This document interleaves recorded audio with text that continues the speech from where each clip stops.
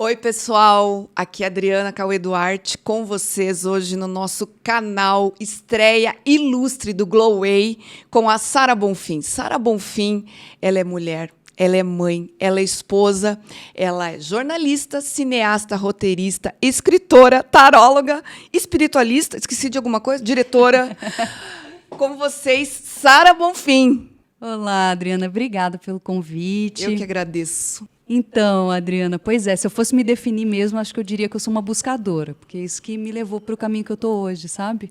Eu sinto assim que esse caminho da espiritualidade, que foi, né, onde eu me encontrei, mas ele não termina nunca. Ele sempre te chamou. Ele sempre Até o me nome, chamou. Sara.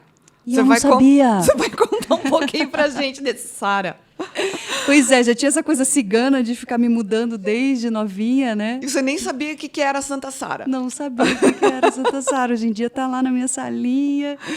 E daí você foi se mudando, seu pai foi trabalhando, você parou aqui.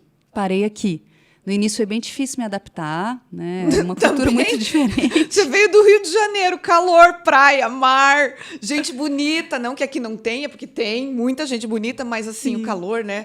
As pessoas sempre de luz.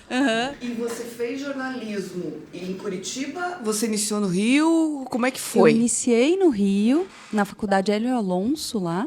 Aí parei, tranquei a faculdade. Porque na época eu era bem novinha, assim, estava meio perdida, não sabia o que queria fazer da vida, não sabia se vinha para o Rio. Meu pai veio, eu não queria vir.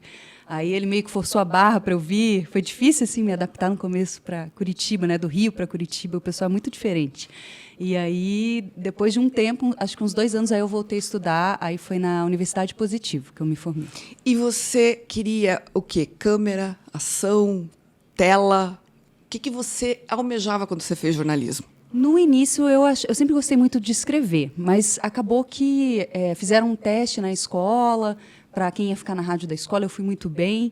Aí, ao mesmo tempo, consegui emprego numa produtora de vídeo. E aí a coisa foi acontecendo assim, para o vídeo muito rápido, e eu gostava de ser repórter de TV e de rádio também. Então, comecei por esse lugar aí, uma produtora de vídeo, fazendo uns vídeos para a TV, depois fui para a rádio. Tá, conta um pouquinho dessa tua trajetória nas rádios, porque depois eu sei que você tem uma vertente aí de filmes, longa, curta-metragens. Conta um pouquinho como é que foi a tua trajetória em rádio, nessa parte de comunicação que é tão... foi um período lá atrás que a gente não tinha assim, a internet, essa mídia que a gente tem hoje portátil, né? Conta um pouquinho para nós. Eu sempre gostei muito de música e sempre gostei muito de pesquisar. E mesmo assim, mesmo criança, escutava as coisas que estavam na moda na época, mas eu queria escutar MPB, eu queria conhecer, eu queria ir a fundo. E era meu isso, sabe? Não era da minha família.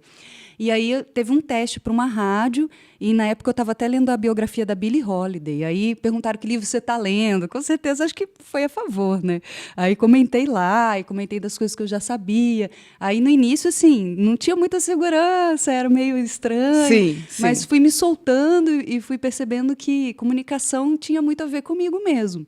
E aí, conforme foi chegando a espiritualidade na minha vida, mesmo na rádio, quando eu dava um bom dia, eu já dava um bom dia pensando assim, não vai ser só um bom dia, eu vou dar um bom dia mandando uma energia positiva para esse pessoal, sabe?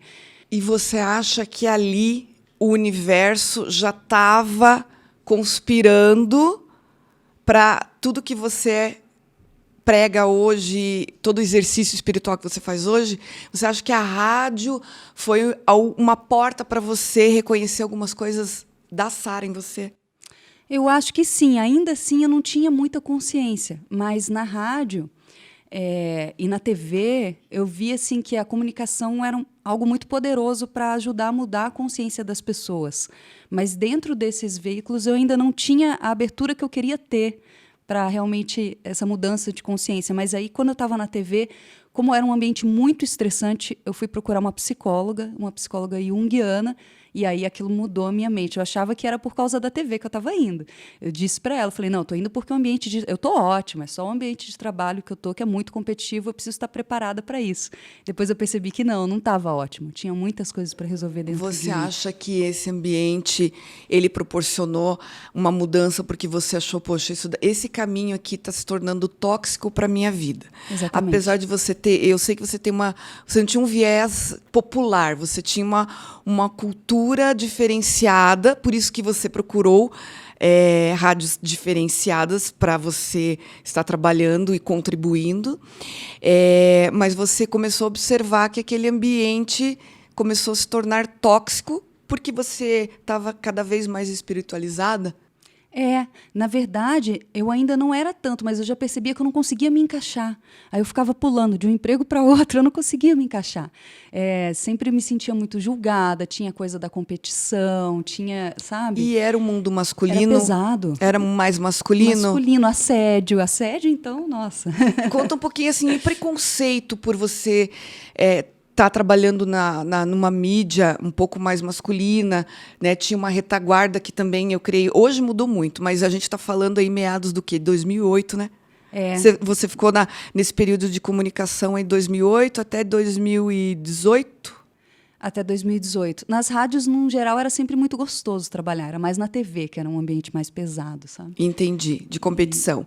E a mulher, você acha que nessa época ela era menor, ela era tratada como uma pessoa de segundo plano, por segundo plano? Eu não vou citar, mas o último lugar por onde eu passei foi muito complicado. Primeiro que eles me tratavam como se eu fosse menos capaz, porque eu era supostamente mais nova. Não era tão nova assim, eu já tinha 30 e poucos anos, mas eram pessoas mais velhas. O fato de eu ser mulher... então, eu queria escrever um texto, chegava, não, você não vai escrever o texto, eu escrevo o texto e você só narra. Eu falo, não, peraí, eu sou jornalista, eu trabalhei a vida inteira, eu sei que eu sei escrever bem. Sim. Então, já começava aí. Aí, minha filha sofreu um acidente, eu tive que faltar uma semana, um acidente bem grave. E aí, quando eu voltei, eles colocaram um homem no meu lugar, ganhando mais do que eu ganhava. E eu fiquei meio que de escanteio. Então, aquilo foi me deixando deprimida. Sabe? Eu falei, não, gente, eu tenho mais potencial do que isso. Vamos voltar um pouquinho, que eu preciso muito que você reparta conosco. Sara, você falou da sua filha. A maternidade para você foi um divisor de águas. Foi.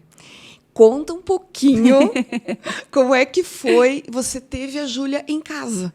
Eu tive a Júlia em casa. As minhas 2 filhas eu consegui ter o parto em casa. Conta um pouquinho. Então, você estava trabalhando na rádio, você engravidou da Júlia, você já tinha feito os filmes, depois você vai contar um pouquinho dos filmes pra gente, né? Que você dirigiu, você foi roteirista.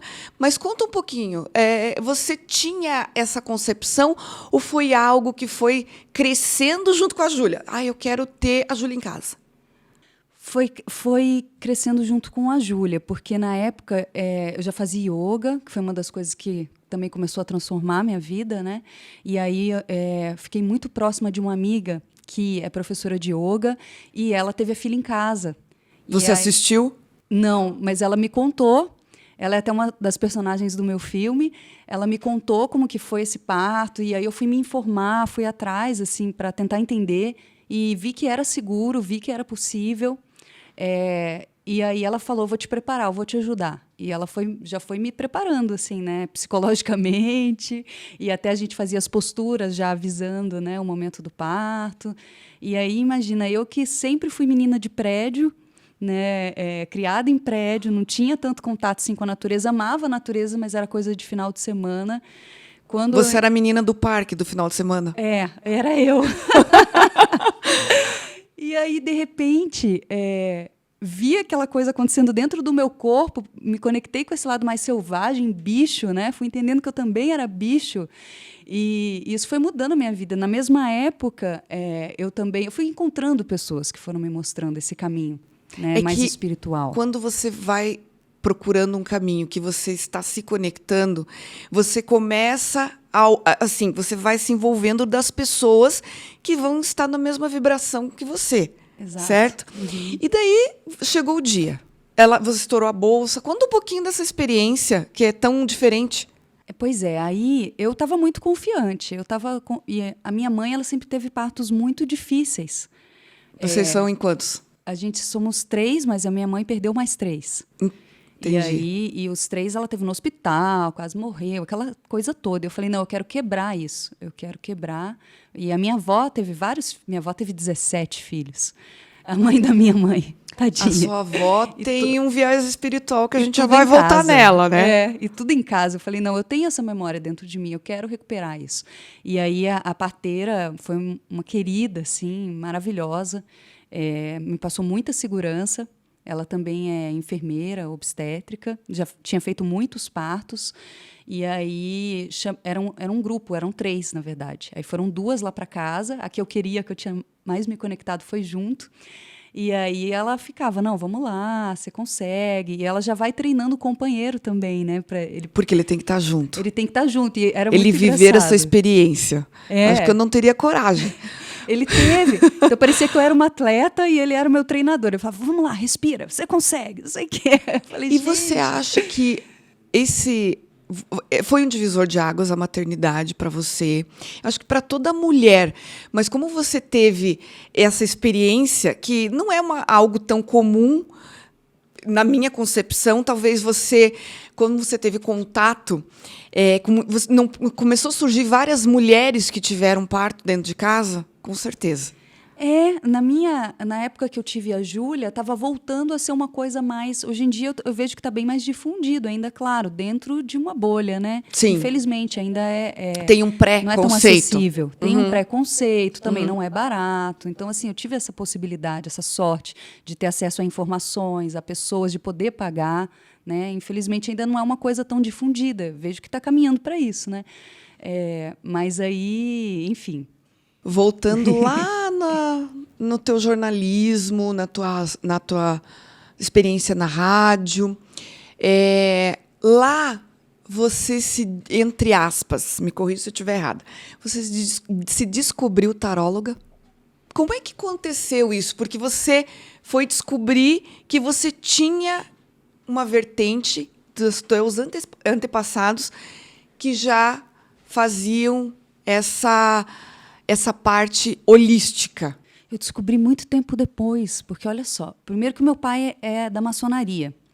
Então, meu pai, eu sempre fui muito curiosa. Já tem a lei da atração por trás de tudo isso. Eu sempre fui muito curiosa e ele não me contava o que era, eu pegava os livros dele e lia escondido. Ah, você queria entender os mistérios. Sim, desde criança, sim. E ele era espírita, então eu lia os livros dele, ele me levava no centro espírita. Ele obrigava, ele era bem rígido, ele é uma pessoa bem rígida. E aí ele me obrigava a ir para a igreja, eu ia, mas eu sentia já que acontecia uma conexão, apesar de ver que não era bem... O que você queria. O que eu queria, E aí, quando eu fui nessa psicóloga, na época eu fazia umas colagens digitais, assim, no Photoshop, coisas que eu pegava na internet, mas pelo prazer de estar criando algo. E eu comecei a fazer umas colagens e mostrei para ela. Ela falou, Sara, isso aqui parece carta de tarô. Você conhece o tarô? Eu falei, não. E ela isso foi meados do quê? 2000, isso aí foi em 2009. Nossa. Aí ela jogava, 2008 para 2009, ela jogava tarô. Ela falou, olha, eu não mostro isso nas consultas, não é uma coisa que dá para... Mas se um dia fora da consulta você quiser, eu jogo para você. Ela jogou, eu adorei, e aí eu comecei a estudar. Eu comecei a estudar e comecei a jogar para os amigos. Eu vi muita afinidade porque sempre fui curiosa e tinha um monte de símbolos. Eu sempre me interessei pelos símbolos. Dava para fazer o link com mitos, com muitas coisas assim que já me interessavam. E aí eu fui fazendo, aí um dia um amigo falou, Sara, sabia que você daria uma boa taróloga? E você fazia isso nos bastidores, não nos era algo que você... Não. A tua profissão.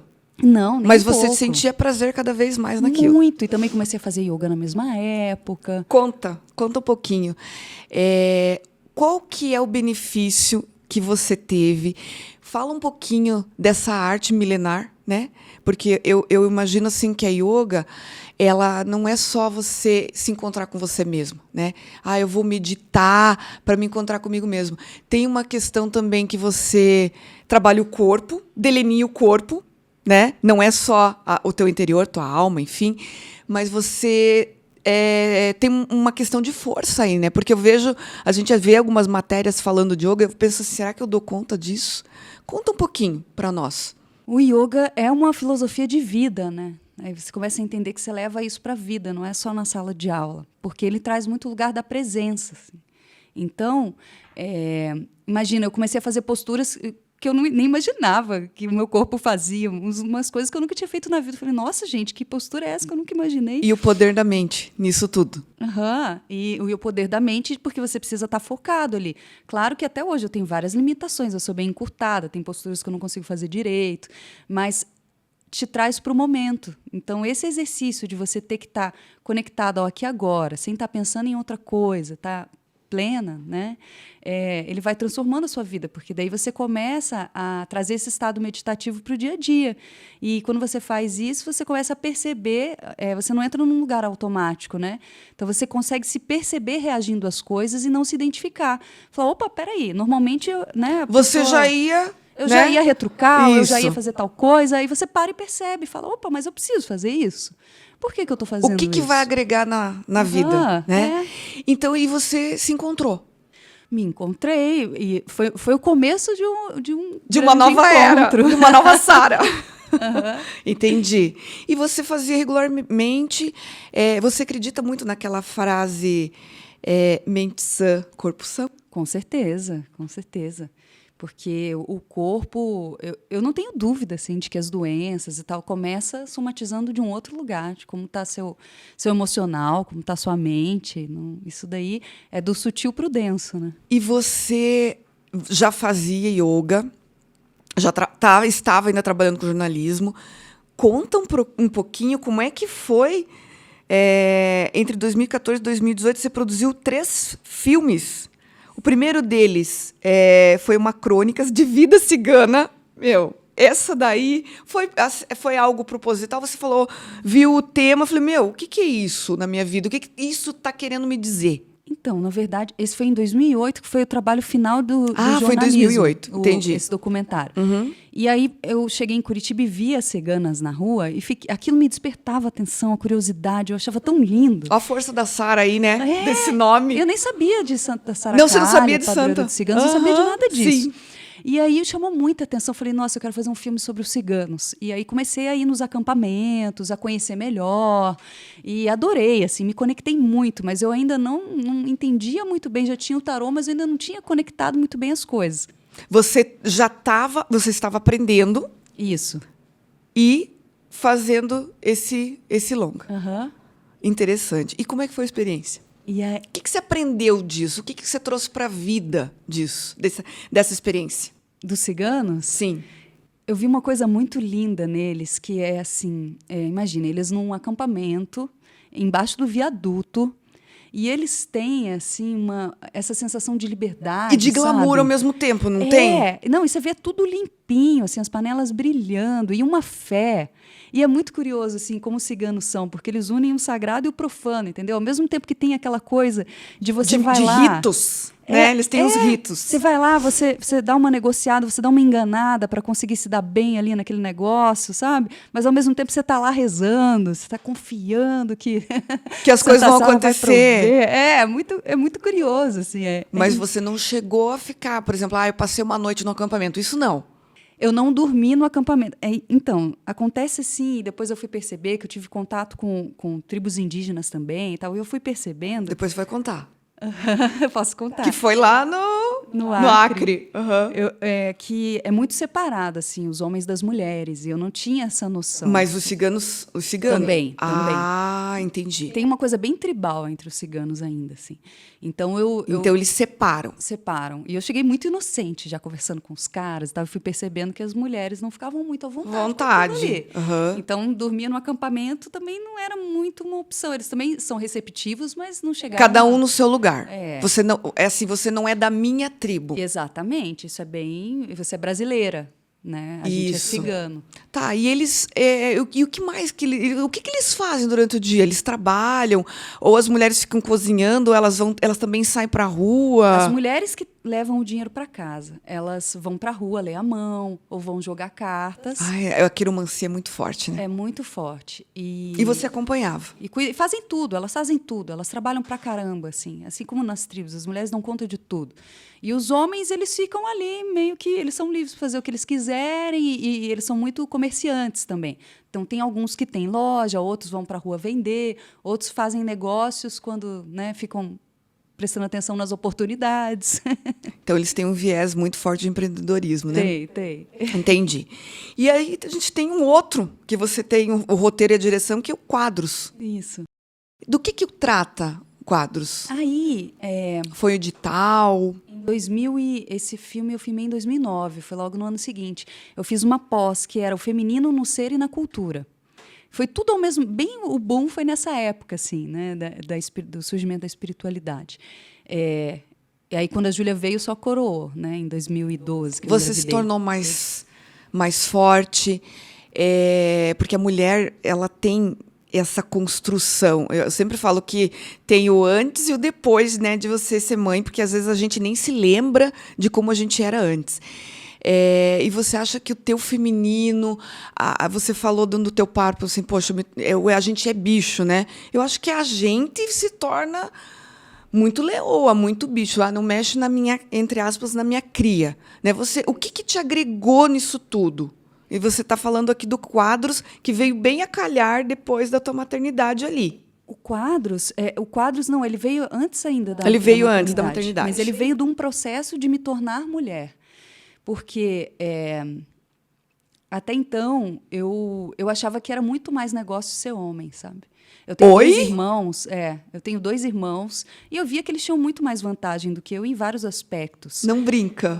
E até dentro de casa, assim, uma educação muito machista, vendo a minha mãe num lugar sendo depreciada. Eu pensava, gente, eu me identifico muito mais com os homens e tal. Eu acho que esse negócio não é para mim. Tipo, ter essa liberdade. Não era de um lado sexual, não era isso. Era mais... De poder. E eu admirava muito os homens. Tinha muitos amigos homens. Não tinha tanta conexão com mulheres. Você não sabia ainda onde estava o teu lugar. Não, e aí eu fui percebendo que isso foi uma construção, né, familiar, da sociedade, da mulher ser colocada num lugar menos interessante, assim. E aí, quando eu fui fazer essa pós, que eu fui entender, já começando, por exemplo, por Lilith, né, que Sim. pouco se fala, né, que teria sido essa mulher que veio antes de Eva, mas como tinha esse lado rebelde, ela foi rechaçada, né? Então, assim, a minha psicóloga falou para mim, eu sempre fui a ovelha negra, a rebelde, e ela falou, Sara, rebeldia é sinal de inteligência. Claro, você queria ser disruptiva. Exatamente. E aí, as mulheres que estão nascendo hoje, eu sempre falo que as mulheres que nasceram em 2000 para cá, completamente disruptivas. Porque, né, sempre colocada nesse lugar assim de que a mulher tem que servir, né? Sim. Você como mulher a gente não merece o melhor. Ainda bem que a gente mudou esse pensamento. Nossa, total. Mas até no ambiente de trabalho, vendo colegas que às vezes nem são tão eficientes, ganhando mais, Sim. coisas assim, né? Está mudando. Está mudando, graças a Deus. E aí eu fui quando eu fiz essa pós, né, tive esse acesso assim a estudos, a parte mais intelectual, a filósofos, disso tudo, e eu falei, nossa, vou fazer um filme sobre isso, o masculino e o feminino. Qual que é a ideia do masculino e o feminino, né, dessa construção? Então, o Quadros é um filme de ficção, mas é um casal conversando, né, sobre ele como se ela representa o feminino dele. Entendi. Então é ele descobrindo esse feminino dentro dele e reconhecendo que na verdade ele é os dois, porque a gente tem os dois dentro da gente, né? E daí quando você fez, foi uma quebra de barreiras. O que você pensou? Eu não sei, aqui a gente vai entrar num tema de espiritualidade. Eu sei que você tem o xamanismo como filosofia. Aqui você já tinha algo, você já conhecia sobre o xamanismo ou ainda não? Não, eu já tinha tomado a ayahuasca. Tá. Eu tomei em 2009 também, olha só, foi tudo esse ano. No Céu do Paraná, que é do Daime, Santo Daime. Uhum. Gostei muito da experiência da bebida, mas não me identifiquei com o ambiente. Com a filosofia. Que é bem um estilo igreja. Hoje em dia eu consigo compreender melhor, respeito muito, acho um trabalho muito bonito, mas ainda não é a linha que eu me identifico mais. Daí você retornou lá atrás, quando o teu pai falava assim, não, tem que ir na igreja. Eu acho que sim, esse meu lado rebelde, né? Sim. Então... Você não é aqui que eu quero ficar. Ainda não é. Ainda não é. E deixei. Falei, é uma coisa assim, né? Uma vez na vida eu vou lá, tomo, mas não é uma coisa que eu quero para mim. Mas aí, quando eu engravidei da Júlia, eu fui jogar cartas com a Zankara, que é a minha madrinha do caminho. E ela falou para mim, vou fazer um temascal, vamos lá. Eu fui grávida da Juju, fui com a minha sogra. Explica um pouquinho o que é isso. É uma tenda. essa tenda, há registros de que ela existe há cerca de 14 mil anos. Assim, uma coisa muito ancestral, assim, muito antiga. E que você coloca pedras quentes, você faz uma tenda, tem vários modelos, né? Mas o mais comum são varas de bambu, coloca cobertas em cima e você coloca pedras quentes. No corpo? Não, dentro dessa tenda. Ah, dentro da tenda. As pessoas entram na tenda, ela parece um úterozinho, assim, sabe? O formato dela. É como se fosse um igluzinho. Para ficar em comunhão. É como se ela simboliza o útero e as pedras, os óvulos. Interessante. E aí é uma ideia de retornar para o ventre da mãe terra, no caso. Então as pessoas entram e aí colocam pedras quentes ali no centro dessa tenda e joga água e fecha. É muito calor, é muito calor. Pode chegar, sei lá, 50 graus. E vocês ficam ali dentro daquela tenda. Fica. Você já tinha ido pro Acre? Não. Isso eu quero saber. E daí, o que você sentiu? Assim, a presença de espiritual, a força maior, o universo. O que foi? O que te deu um clique? O que aconteceu? Eu não entendia por que as pessoas faziam aquilo. Eu fui mais pela curiosidade. Você pensou, mas o que é isso? Que negócio Esse negócio, essa sauna. Sempre gostei de coisas exóticas, né? De experiências. Eu falei, vou lá. Mas eu sabia que tinha alguma coisa espiritual ali, mas eu ainda não me identificava. Ainda a menininha do prédio lá te chamando. Mas eu também pensava, gente, é um monte de branco aqui cantando música indígena. Qual que é querendo ser índio? Mas, ao mesmo tempo, eu senti uma paz muito grande, um silêncio que, nesse silêncio, eu me identificava. Eu falei, nossa, eu acessei um lugar de silêncio dentro de mim, assim, que tem alguma coisa maior aí. Eu quero voltar para esse silêncio. Porque sabe? hoje a gente não tem mais um silêncio se você não se recolher num quarto, em algum lugar, ou que você esteja sozinho. Hoje é difícil. E um silêncio, assim, minha mente silenciou, tudo silenciou, eu me acalmei. E a minha sogra estava desesperada dentro da tenda, né? Ainda mais eu grávida. Ai, meu Deus! A sua sogra foi? Foi! Que coragem! Ela foi! Ela falou, o que eu tô fazendo aqui? A gente não sabia o que era. Se eu soubesse, a gente tinha levado não ela. sabia. Eu tinha uma ideia, mas assim, só chegando para entender Entendi. mesmo. Mas eu estava à vontade, eu deitei ali. Ela estava incomodada. Ela que estava incomodada. Eu fiquei muito de boa. E você estava com a Júlia. Com a bebezinha ali, 3 meses, né? Entendi. Bem no comecinho. E aí eu gostei e me identifiquei muito com a Zankara, a gente ficou muito amiga. E aí ela faz parte do meu filme, do último filme que eu fiz.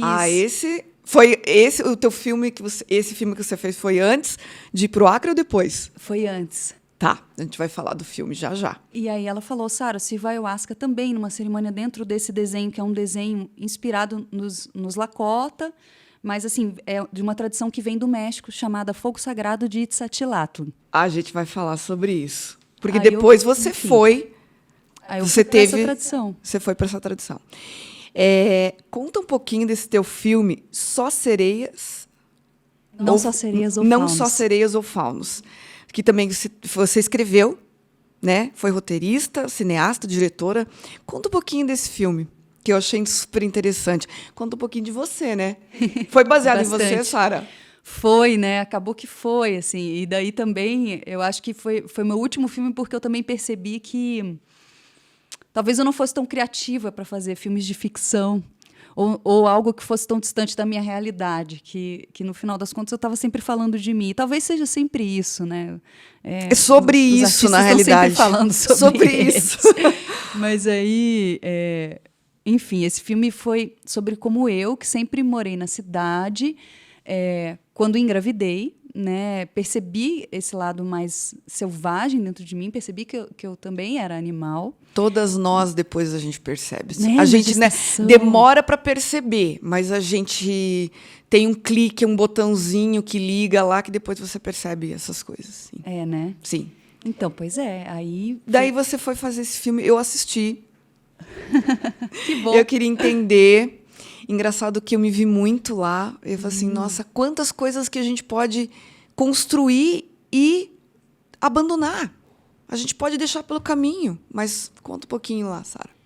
Porque também, assim, na época eu tinha uma visão de que eu preciso ir para a natureza, então, para estar conectada. Não. E eu fui encontrando pessoas que foram me mostrando esse caminho, né? E fui ficando amiga delas. Né? Então, tem vários... Nessa época, você já era vegetariana? Ou ainda não? Ainda não, estava me tornando. Entendi. Não, já era, acho que eu já era. Não, estava me tornando, mentira. Entendi. E daí, o Gora faz parte, meu amigo também, que era vegetariano, daí ele foi me contando, né? Depois ele foi para a carreira política. Aí a Helenice, que era a esposa do Gora, que foi a Gora minha... das fotos, né? Fotografias, produção. O Gora é um dos entrevistados. Hoje em dia ele é deputado. Sim. Né? O Gora Nataraj. E daí ele era professor de yoga também. Ah. E ele trazia muitas ideias assim a respeito do yoga para a vida e dessa filosofia. Você praticava?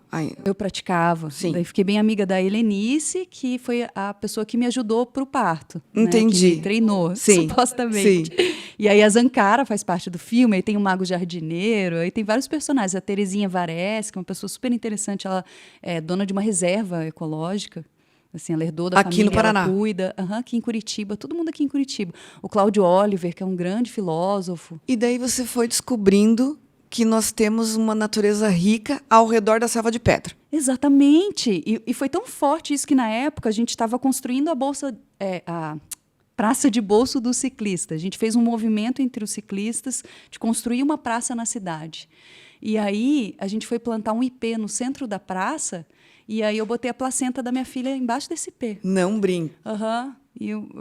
Né, eu achei que isso coroou assim, esse lugar de que a natureza na cidade, né, no centro da cidade. Porque como você teve o parto em casa, você pôde optar como que eu vou fazer, entre aspas, esse descarte, né? Imagina, gente, é um órgão que surge só para nutrir o bebê. E se você tem no hospital, você não tem a opção. Não. Ou quero levar para casa. Não, Já vou acho estranho, levar né? para casa. É.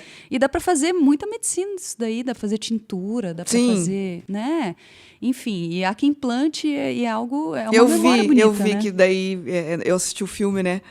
E daí você plantou entre aspas a placenta lá. Uhum. E para quem olha, fala assim, nossa, mas que coisa hippie, que coisa pachamama, para quem está fora. Mas tem muito, muito conhecimento por trás disso. Não é só, vou ser natural, porque, né, Você legal, foi rotulada, não, Sara, tem... por vou ser natural? Vou Fui. entrar num caminho? É uma pergunta bem capciosa para você. Você perdeu alguns amigos? Perdi. Uhum. A Sara tá doida. Vários amigos que eu também não queria mais estar perto, porque eu não conseguia me Não conectar era mesmo mais. a filosofia. Não era. Então foi mudando, tudo foi mudando. Até a minha família também deu uma estranhada, mas eles viram que eu estava bem. Eles falaram, nossa, eu nunca vi a Sara tão bem. Ao mesmo tempo que ninguém... Ela não é mais rebelde. Em casa, rebelde. até hoje, meus pais não entendem, mas respeitam. Né? Hein? Você está voltando lá nos primórdios. Só porque não é isso que todo mundo faz. Tá, mas você tem... A gente vai voltar na sua avó de novo, hein? Acho que ela está querendo te dar algum recado. Ó. A gente que é intuitiva. Ela teve, provavelmente, o parto em casa. Teve todos. Então... Mas eu convivi muito pouco com a minha avó, porque eu fui criada mais pelo meu pai e a minha madrasta. E a minha mãe, eu via nas férias, meus pais se separaram e eu fiquei com meu pai. Tua mãe ficou aonde? A minha mãe morou no Rio um tempo, mas depois ela foi para Brasília para cuidar do meu avô. E ela mora lá até hoje? Ela mora até hoje. E aí eu não quis ir, enfim, eu senti de ficar no Rio e Entendi. A coisa foi se desenhando assim. E aí a minha mãe era evangélica. Então, depois de muitos anos atendendo com o tarô, veio um tio para mim e falou, você sabe que a sua avó também jogava cartas, né? Deve ser, opa! Porque eu sabia que a minha avó era beata. Ela ia todos os dias para a igreja. E ela era uma pessoa que todo mundo fala que ela era muito iluminada, assim, muito boazinha. E eu lembro daquele contato com ela, que ela mexia com as plantas e tal. Aí depois eu fui descobrir que as duas avós sabiam bastante, assim, de ervas, faziam benzimento, garrafada. Eu sou dessa vó materna. Mas não passavam isso. E aí eu falei, mãe... Aí meu tio falou, a sua avó jogava carta e ela também era benzedeira. Só que ela jogava escondido, porque ela tinha medo do pessoal da igreja não gostar. Então ela jogava, ela não cobrava nem nada, mas ela... Aí eu fui perguntar para minha mãe, como que minha avó jogava carta? Você nunca me contou lá e tinha esquecido. É que às vezes a pessoa tem vergonha, né? De falar alguma coisa. Ou acha que não... E, Sara, você acredita, né, que há repetições na vida da gente? E há pessoas que são escolhidas para ser um espelho. Você acredita nisso? Por exemplo, você pode ser um espelho da sua avó. Você acredita nisso? Muito. Eu tenho bem claro que da família que mais puxou minha avó fui eu, né? Que foi para esse caminho mais espiritual. Entendi. E eu sinto muita conexão com as duas avós. Muito forte, assim. Entendi. Depois que você fez o filme, você foi pro Acre. Você já tinha a Júlia. Eu já tinha a Júlia, aí... E a Júlia foi junto? Não, na verdade, eu me separei do pai da Júlia. Tá. Foi um processo bem forte também. Aí, em 2018 para 2019... Não, no início de 2019 eu me separei. Aí, no mesmo ano... Você achou que você não ia dar conta? Porque Achei. a mulher tem essas preocupações não por cuidar do filhote, né? Que eu acho que a gente tem uma expansão de consciência, uma expansão de força, mas você tinha alguns medos, alguns receios. Você se questionou se aquilo tinha a hora certa ou não? Adri, muito, assim. E o medo do abandono. E isso já estava gravado em mim, porque a minha mãe, quando ela se separou do meu pai, foi na mesma época que eu tinha 5 anos, assim como a Júlia tinha 5 anos. Você teve Eu via a história se repetindo e já estava muito forte dentro de mim a coisa da separação, porque desde criança eu via aquilo. Então, no fundo, eu meio que estava esperando aquilo, mas era o que eu tinha mais medo na vida que acontecesse. O medo do abandono. E aconteceu. E daí eu falei, putz, o que eu tinha mais medo está acontecendo, e agora? O que eu vou fazer? O que eu vou fazer? E eu já tinha, assim, ido para a montanha antes, a gente não entrou nesse assunto, mas aí eu... Fala da montanha. Quando eu Você já comecei tinha se encontrado com fogo sagrado? Você já estava... Já estava no fogo, já tinha ido fazer os 4 dias nessa tradição, porque nessa tradição a gente sobe a montanha 4, 7, 9 e 13 Fala dias. que você ficou quantos dias sem comer? 4 dias sem comer, sem beber, sem nada, cercado só pelas suas orações que você faz em rezos de tabaco. Tá, então a gente já vai voltar aí. Vamos falar um pouquinho dessa ruptura.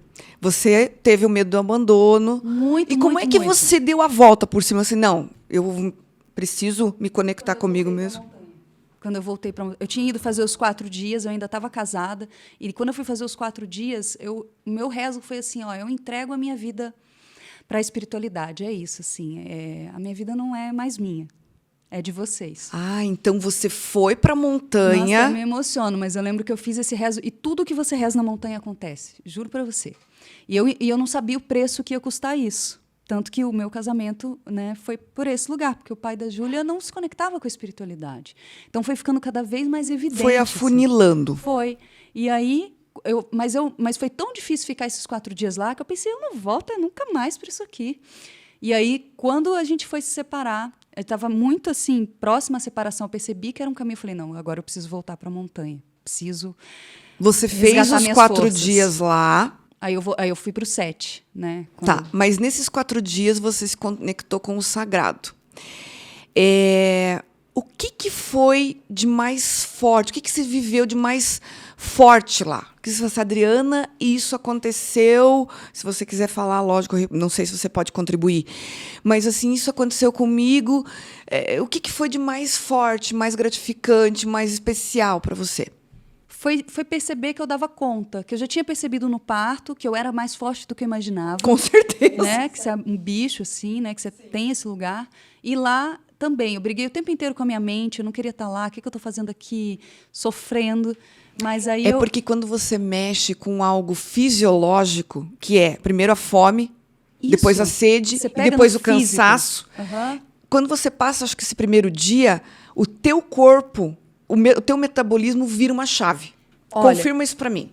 O 4º dia é o mais difícil, para te falar a verdade, sabe? O primeiro, o segundo, no terceiro já começa a ir pensando o tempo inteiro em comida, o que eu estou fazendo aqui.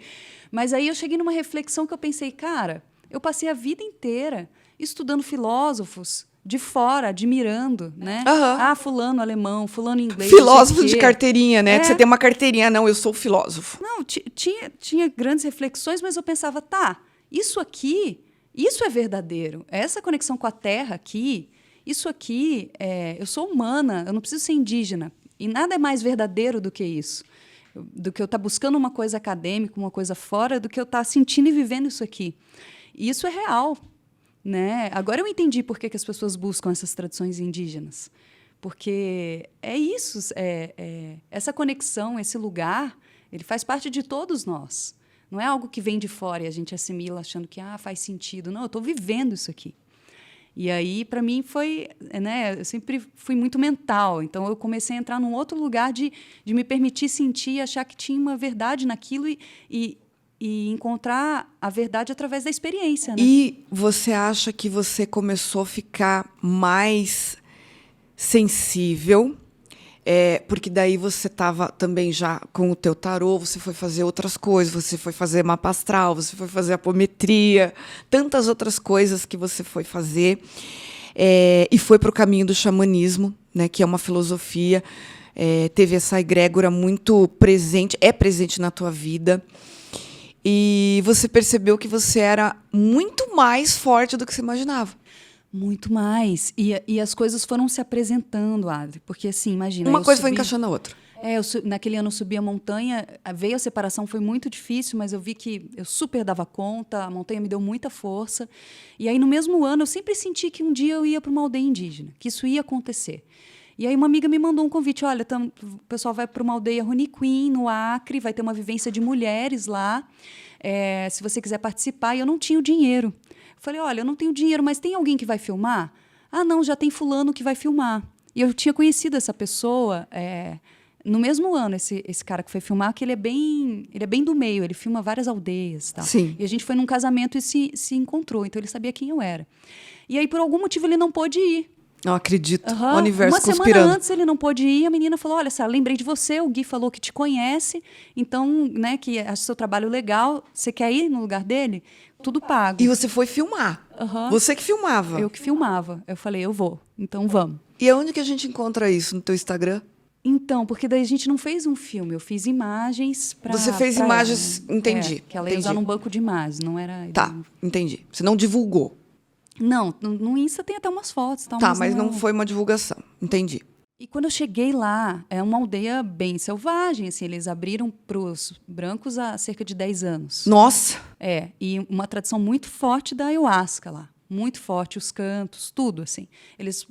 Poucos falavam português, mas eu olhei aquilo, o ritual acontecendo, e eu falei, isso não é novidade para mim. Juro para você, assim, não era... Você se sentiu à vontade. Senti que como se eu sempre tivesse visto aquilo na minha vida. Não acredito nisso. E me senti muito à vontade. Eu fiquei em casa, assim. Claro que tem as dificuldades de você estar na floresta. Não, sem banheiro. Sem banheiro. Sem alimentação. O que você comia lá? Era matinho? Elas faziam bastante mandioca. Mandioca. Arroz, algum peixe de vez em quando, um ovo, né? A gente levou fruta. Caçavam, assim. Eles caçavam. Conta um pouquinho dessa experiência. Era mais peixe, de vez em quando tinha carne de veado, que é uma coisa nobre, mas eles, assim, como é muita gente... As mulheres com muitos filhos. Muitos. A gente do Retiro levou umas comidas. Sei. E foi muito bonito o movimento, porque lá também, como em toda a aldeia, é muito separado os homens das mulheres. Então, não tem essa coisa de ficar com os homens. Eu fiquei com as mulheres... E assim, elas faziam tudo também? Faziam tudo. Elas que levantam aquela aldeia ali. Gente, 5 da manhã, cozinha para todo mundo, trabalhando o tempo inteiro. Os homens trabalham, mas é diferente. As mulheres... Eles vão caçar, daí eles têm os rituais dele. Você se pintou? Me pintei. Eles têm uma tradição. Eu mergulhei nessa tradição. E daí eu comecei a estudar essa tradição. E hoje em dia é uma das tradições que eu também... O Runiquim, né? Então o pajé depois foi lá para casa, ficou vários dias com a gente. Aprendi um monte com ele. Vou nos rituais, estudo os cantos sagrados. Assim, mergulhei nesse universo. É lindo. Porque eles são... né? Porque daí tudo isso é porque eu provei a ayahuasca, né? Comecei a entender como que a ayahuasca funcionava, e eles são os verdadeiros donos dessa medicina. Eles têm a tecnologia de como usar esse negócio. E eles têm uma tecnologia, entre aspas, eles têm uma vertente de cura muito grande. Muito. É muito lindo. Porque você fica imaginando, igual se o nosso filho, né, nossa filha, ficar doente, você vai ligar para o pediatra, ele vai passar um antibiótico. Eu fico imaginando estar na aldeia. Como é que funciona? Porque tem o curandeiro, eu não entendo muito bem, eu vou até estudar, porque eu sou curiosa, né, desses assuntos também, e eu tenho um viés indígena, apesar de puxar um pouco mais no lado europeu, mas eu sempre falo que eu tenho o sangue indígena, africano e europeu correndo nas minhas veias. Então, tem um curandeiro. Então, e é tudo da floresta. Eles não vão, eu vou lá na farmácia, lá. Não tem Não, isso. É tudo de lá. A floresta tem todos os remédios já. Tudo que a gente precisa está lá. Claro que tem situações que tem que ir para um hospital, é óbvio, né? Mas, no geral, eles já têm esse conhecimento de que planta dá, o que, né, como que faz. Então, Ali se virou a precisar, tem algum chave. ritual de pagelança. Virou a Ali chave. eu falei, gente, então... Eu já conheço esse negócio aqui. Eu já conheço, eu tinha dúvidas em relação, assim, tipo, será que é para eu trabalhar com a ayahuasca um dia? Percebi que provavelmente é o meu caminho mesmo, né? Então, assim, porque eu já trouxe o xamanismo para minha vida, eu já uso ele nos meus atendimentos, mas eu não sirvo a ayahuasca, né? Mas comecei a fazer, assim, de vez em quando, entre amigos, né? Num ambiente seguro, e perceber como trabalhar com isso. Agora, anos-luz para chegar no que eles fazem. Porque, imagina, pelo canto, eles vão trabalhando o que eles vão fazer com a pessoa ali. Não, agora vamos aumentar a força. Vamos fazer com que o efeito seja mais forte. Agora vamos fazer a limpeza, só no canto. Não, agora vamos baixar a força. Então, Você ficou quantos dias lá, Sara? eu fiquei 2 semanas. Ah, você ficou 2 semanas. E quando você chegou aqui, qual que foi o choque de realidade? Porque você teve você não teve o primeiro choque quando você chegou lá. Porque quando você chegou, você se sentiu parte de. E quando você voltou? Você só tinha a Júlia, você estava, entre aspas, sozinha. Quando eu voltei, aí eu percebi assim que, nossa, era difícil sair na rua e ir para qualquer lugar. Eu estava muito sensível, energeticamente, assim, muito sensível. E era um pouco difícil. Assim, eu demorei para voltar a me adaptar, né? Poder sair normalmente, né? Foi isso que eu mais senti, assim. Mas senti que... E às vezes eu me perguntava, gente, o que eu estou fazendo? Tipo, estudando um negócio completamente diferente, né? Nesses rituais, uma outra língua. O que é isso, Sara? Me veio esse questionamento, né? Por que você está fazendo isso? Né? Que não tem nada a ver com você. Mas, mesmo assim, a vontade de estar junto era maior.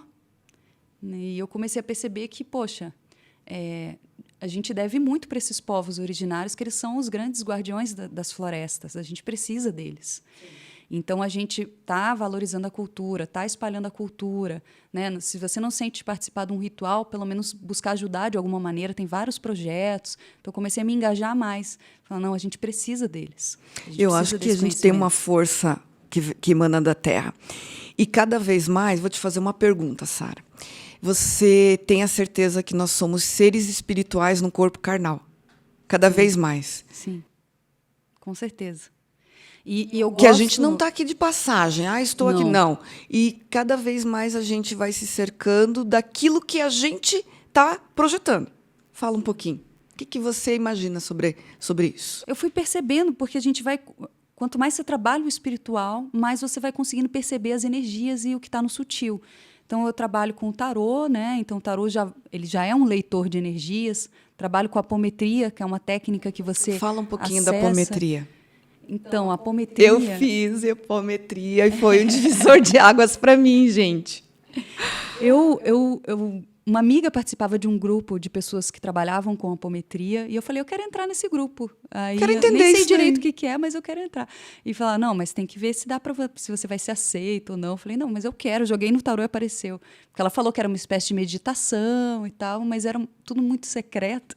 Aí eu cheguei lá e aí era assim, as pessoas se reuniam e botavam um propósito. Olha, agora a gente vai trabalhar na malha energética da Terra, ajudando a limpar padrões de violência. Claro que você não vai limpar tudo, claro, é um trabalho muito... Mas aí a gente se concentrava naquilo e todo mundo visualizava as mesmas coisas, assim.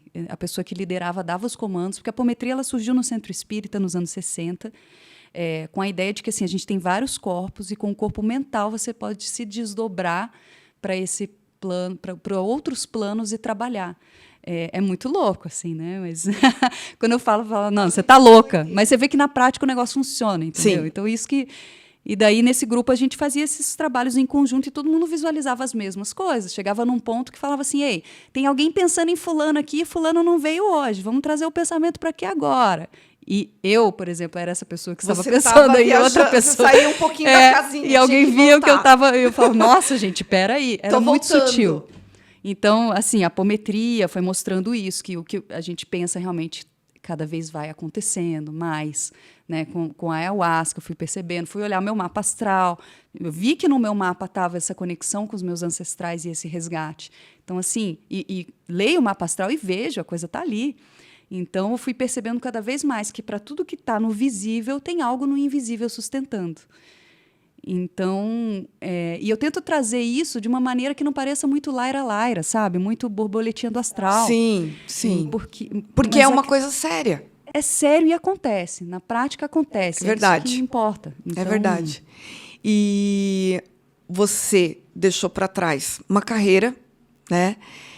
Eu sei que você faz uns trabalhos aí de locução, mas você sente falta do quê da Sara de uns anos atrás? O que você sente falta? Se você for falar assim, Adriana, não me faz nada, não tenho falta de nada disso. Ou não, eu tenho falta disso. Tem algo? Nossa, boa pergunta. A única coisa que eu sinto falta, mas ao mesmo tempo eu entendo que são as circunstâncias, é a liberdade que eu tinha antes de ter as minhas filhas, assim. Sabe? De ter um dia que eu posso fazer o que eu quiser hoje. Vamos sair, encontrar uma amiga? Vamos, eu não tenho horário. Entendi. E agora eu tenho uma criança de 1 ano e meio, além da outra de 10, né? A então, estrela, exatamente, que está te exigindo. Então tudo isso. Fora isso, eu não sinto falta de nada. Eu estou cada vez mais feliz em quem eu estou me tornando. Uma outra pergunta. Se você pudesse voltar no tempo, tá? E dar um conselho a si mesmo, 20 anos atrás, qual conselho que você daria? Nossa, eu acho que eu não seria tão insegura, assim. Eu diria, confia em quem você é, assim. Confia que você é uma pessoa incrível e você vai descobrir isso cada vez mais. Você vai ter cada vez mais orgulho que é o mesmo que você conselho que eu daria para mim. Com certeza. Né? A gente tem as inseguranças. A gente dá conta de tanta coisa, mas a gente tem inseguranças. Muito. Tá. E, Sara, qual que é a definição de felicidade para você? Presença. Porque você tinha perguntado assim, você acha que somos seres espirituais vivendo num corpo encarnado? Eu gosto de pensar isso e cada vez mais trazer esse olhar de estrangeira. Assim. Eu sou uma estrangeira num lugar desconhecido, porque daí eu consigo estar presente. Quando eu estou sentindo raiva, eu não estou querendo fugir daquele momento. Eu paro e penso, nossa, então isso é sentir raiva? É essa a experiência de estar sentindo raiva? Deixa eu curtir essa raiva. Sabe? Porque a gente não tem como ser feliz o tempo todo. Não. A gente tem altos e baixos. Né? Mas quando você para de lutar contra e você traz esse lugar da presença, de curtir o momento, de ver com esse olhar de quem é de fora e está aqui, né? Aproveitando a viagem, eu sinto que tudo muda, né? E nessa trajetória, tantas pessoas que fizeram parte, né, dessa construção da Sara de hoje. Qual que foi, assim, dos conselhos vamos falar nesses últimos 12 anos, tá? 12 anos. Qual foi o conselho que você pegou para você e falou assim, cara, todos esses conselhos dessas pessoas que querem falar o que você deve fazer ou não na tua vida, qual que você pegou para você e falei, não, isso daqui eu vou pegar para mim e vou pôr em prática. Qual foi o maior conselho que você teve? Nossa, assim, as cerimônias do fogo sagrado, elas são muito lindas, porque tem um momento que as pessoas que estão conduzindo falam e você escuta cada pérola, assim, são muitos conselhos muito bons. Mas a Zankara falava para mim assim, e para todo mundo ela sempre fala assim, tira o chicotinho das costas, vamos parar de ficar se julgando, de ficar se martirizando. Se fazendo de coitado. Entendeu? Sai desse lugar. A gente já foi julgado demais a vida inteira. E eu penso isso, assim, se tem algum dia que eu vejo que eu não fiz o meu melhor, eu penso, putz, realmente, posso fazer melhor. Eu sei que eu posso, mas eu não vou sofrer por isso. Amanhã eu vou ter uma segunda chance. E, Sara, você tem algum... Não precisa me falar qual, mas você tem alguma coisa que você se arrependeu e depois você respirou? Não, me arrependi, fui para a direita, se eu devia ter ido para a esquerda, não fui para a esquerda e fui para a direita. Tem algo assim que você consertou? Ou que você não consertou, algo que você se arrependeu? Nossa, tem tantas coisas que eu me arrependi. Mas eu entendo que eu precisava passar por aquilo. Era a consciência que eu tinha. Né? Então, dentro da consciência que eu tinha, eu fiz o meu melhor. E você acredita que nós somos estrangeiros, ótima definição, estamos aqui de passagem. E você acredita que existe vida em outros planetas? Acredito, com certeza. E eu vi uma notícia até esses dias que, sei lá, há milhares de anos-luz eles descobriram uma estrela, um planeta, não sei, acho que uma estrela que teria condições de ter vida, como a gente conhece, assim. Mas eu acredito que existe, não... talvez tenha vida como a pessoas gente mais imagina, evoluídas, mas talvez. Eu acredito que não com o corpo como a gente é, essa matéria. Talvez Sei, com algo mais sutil. um outro design. E outras condições, assim, isso com certeza. Tá, porque tem coisas que a gente não explica, né? Eu falei nos bastidores do Machu Picchu, que é uma coisa... É um lugar que me chama, que eu gostaria de ir. Tem coisas que até hoje não se explicam, né? Como nas pirâmides, etc. Eu também acredito nisso tudo. E os indígenas também, sabia? O quê? Os que eu conversei, eles super acreditam. Eles acreditam? E tem algo assim que você... Qual que é a tua maior saudade? Eu tenho uma maior saudade de voltar nos meus tempos de criança, que eu tinha meu pai e minha mãe vivos, eu tenho essa saudade. E você, qual que é a tua maior saudade? Olha, eu tive uma infância bem difícil, assim. Então, quando eu era criança, eu só queria ficar adulta logo. Eu não tenho saudade da minha infância. Eu tenho saudade do tempo que eu tinha liberdade para fazer o que eu quisesse. Assim. Entendi. Podia dormir a tarde inteira. Só tenho saudade disso. De resto, eu fiz 40, né, esse ano. E eu falei para com essa carinha de 30. As mulheres estão igual vinho, né, Sara? Né? A gente vai ficando melhor. E é isso, porque daí eu falei pro meu companheiro assim, eu falei, nossa, eu tô gostando tanto de fazer 40, eu acho que vai ficando cada vez melhor. Vai ficando. Cada vez melhor Vai comigo. ficando mesmo. Pra gente que eu acho que para nós que estamos buscando isso, né? Sim. Adriana. Eu acho que a gente vai buscando um equilíbrio de ser e estar, né? Tem mais uma perguntinha. Como é que você começa o teu dia? Você tem algum ritual? Olha, antigamente eu tinha, mas com essa criança de 1 ano e meio... Você não consegue ter ritual? Cara, eu não tô conseguindo. Assim, mas e meditar? Mas, então, aí quando chega a babá, de manhã, daí eu vou a gente tem uma tenda indígena em casa, uma tipe. Daí eu vou lá, faço meu rapel, faço um cachimbo e faço uma conexão, minha oração, né? Assim que eu começo o dia. Você tem mais uma última dica para dar para as mulheres maravilhosas que estão nos assistindo? Os homens também, mas principalmente para as mulheres? Olha, no tarô, se você pega os arcanos maiores e você olha qual eles falam da trajetória humana aqui na Terra, né? Se você pega a carta que está no meio, é a carta da força. E a carta da força é uma mulher, não é um homem. E é uma mulher que ela pega um leão e ela está abrindo a boca do leão com todo o amor, assim. Então eu vejo assim que eu percebo cada vez mais que a nossa força ela é insuperável, assim, porque para você dar conta de um parto, para você dar conta... E não é só isso, mesmo que você não tenha filhos, a gente, né, tem uma capacidade limitada de criação. E para você sobreviver nessa sociedade, sendo mulher, você tem que ser mais forte mesmo. Então, assim, acredita na sua força, que você é capaz do que você quiser, e é você que dá o limite do que você é e de onde você vai chegar. Ai, Sara. Obrigada. Obrigada mesmo. Foi muito bom. Nosso podcast, olha, a gente iniciou com o pé direito. Com os 2 pés, com o corpo inteiro. Glowei com você. Sara Bonfim abrilhantando o nosso canal.